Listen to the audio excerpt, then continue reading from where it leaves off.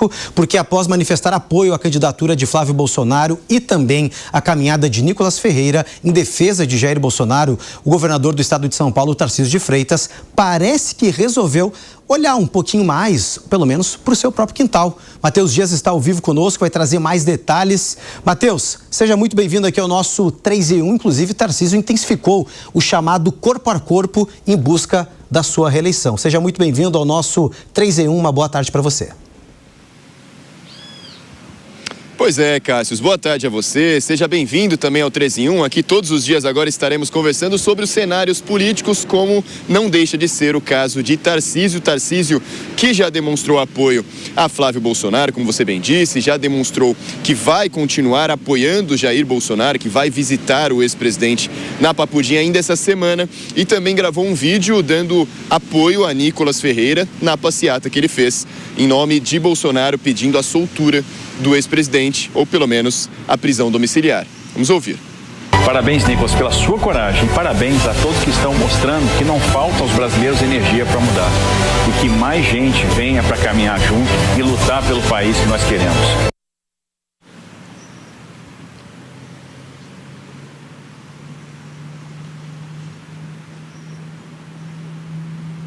Oi, gente, Matheus Dias perdeu o nosso sinal, mas a gente trouxe mais detalhes em relação a essa manifestação feita pelo governador do estado de São Paulo, o Tarcísio de Freitas, justamente, gente, no momento em que ele deve se encontrar, pelo menos essa é a previsão, na próxima quinta-feira, no turno ali do final da manhã, início da tarde, com o ex-presidente Jair Bolsonaro na Papodinha, lembrando que ele acabou cancelando o compromisso que ele tinha com o ex-presidente na semana passada, mas desde então ele vem fazendo acenos para a direita. Mas é claro também que vai ficar muito claro que Tarcísio de Freitas, sim, deve concorrer à reeleição. Já já a gente vai repercutir esse assunto com os nossos comentaristas, porque agora tem outro chamado, porque a Petrobras anunciou uma redução no preço dos combustíveis vendidos às distribuidoras. O Misael Mainetti está ao vivo conosco e vai trazer mais detalhes para a gente sobre esse reajuste, mas a pergunta que fica, e pelo menos que todo consumidor quer saber, quando, Misael, essa redução vai chegar nas bombas, hein? Bom dia, quer dizer, bom dia não, boa tarde. Perdão, meu amigo, seja muito bem-vindo aqui ao nosso 3 em 1. Isso vai depender do dono dos postos e também do dono das distribuidoras. Muito boa tarde para você, Cássius. Seja bem-vindo ao Jovem Pan, parabéns pela estreia. E boa tarde em especial a você que acompanha o 3 em 1. Primeira redução do ano anunciada pela Petrobras, uma redução de 5,2% no preço da gasolina. Ou seja, as distribuidoras vão conseguir comprar o combustível um pouco mais barato. Vai sair na média de R$ 2,57 o litro. Mas não, você consumidor não vai pagar isso, é claro que não, porque esse é o preço vendido, tem muita coisa que vem em cima para a gente chegar no preço final. Hoje, atualmente, o preço médio em todo o Brasil da gasolina é de R$ 6,30 o litro. Vamos combinar que é bastante caro. Então, isso vai depender se os donos dos postos vão terminar de revender esse combustível, que eles pagaram um pouco mais caro, eles terminam de revender e depois começam essa venda nova, e também em relação aos donos das distribuidoras. Num cenário mais otimista, eu diria que até utópico, se todos os intermediários repassassem os preços, a gente teria aí a gasolina a R$ 5,86 o litro, mas isso não deve acontecer. Num cenário mais realista, o preço deve ficar entre R$ 5,90 e R$ 5,95 o litro, lembrando que a gente está falando do Brasil, que é um país muito grande. Agora, num cenário pessimista, eu arrisco mais nesse aqui, R$ 5,98 o preço da gasolina. A gente tem o que influencia o preço desse combustível. Por que não é só cerca de R$ 2,50 como eu mencionei?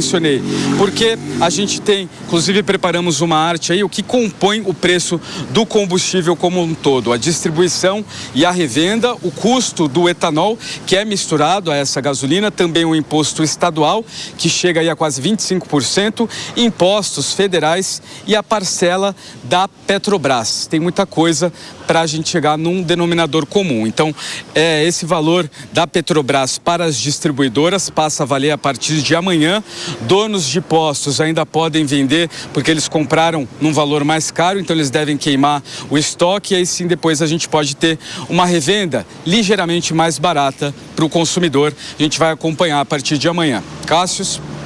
Valeu, Bisel. Obrigado pelas informações, trazendo todos os detalhes. É claro, o pessoal de casa acompanhar no seu posto de confiança, você que abastece, né, toda semana ou todo mês, ver se essa redução já chegou até as bombas. Pelo menos amanhã, ou a partir de amanhã, ou até mesmo quarta-feira, começa o consumidor a sentir um pouquinho mais essa redução que vai chegar a cerca ali de 14 centavos no seu custo aí do litro. Bom, gente, vamos voltar a falar sobre o Tarcísio de Freitas. 5 horas e 52 minutinhos no horário de Brasília. Para você que está acompanhando a gente na rádio, vai para um rápido intervalo. Para quem segue em outras plataformas, a gente volta com essa discussão envolvendo essa intensificação do corpo a corpo por parte do governador do estado de São Paulo. Gostaria de começar com Alan Gani. Alan, por que a gente está vendo o próprio Tarcísio numa certa indefinição em cima do muro? Meu plano A, pelo menos meu grande desejo, é a questão da presidência da República. Como o ex-presidente Jair Bolsonaro acabou, de certa forma, indicando para a pré-candidatura Flávio Bolsonaro, meio que ficou de stand-by. Então vou começar a intensificar aqui o corpo a corpo, cuidar mais do meu quintal, da reeleição, que eu tenho chance, inclusive, de levar no primeiro turno.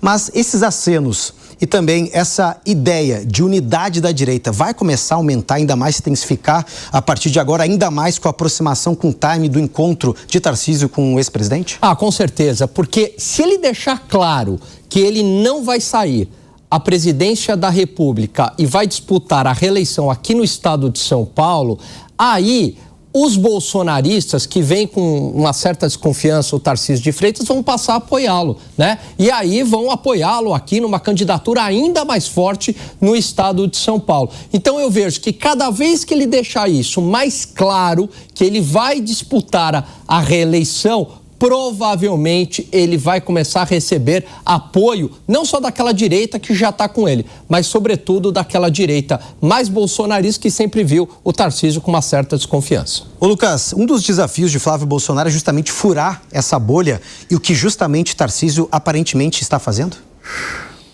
Olha, eu acho que o Tarcísio, ele estava contando muito com a força que ele teria sendo o candidato do mercado financeiro e do Centrão, mas isso não é e nunca foi o suficiente.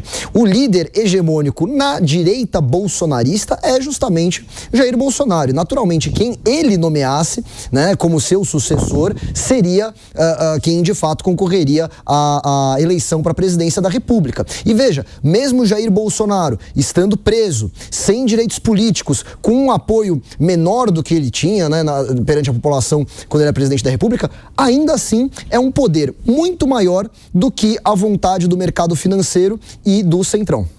Ô Piperno, o Tarcísio deve seguir a tendência se fortalecendo aqui no governo do estado de São Paulo. É uma possibilidade lá para frente, caso haja uma certa desistência por parte de Flávio, ele seguir com chances de avançar a uma disputa contra o Lula? Ele não vai ter chance nunca de ser candidato a presidente, eu tenho dito isso aqui sempre. A única possibilidade de algum dia ele querer almejar a presidência é ele romper com o bolsonarismo. Só que aí ele é a franquia, ele não é a rede, a dona do... Ele é um franqueado, ele não é a dona da rede, enfim, de franquia. Ou quando, em todas as simulações em que ele é colocado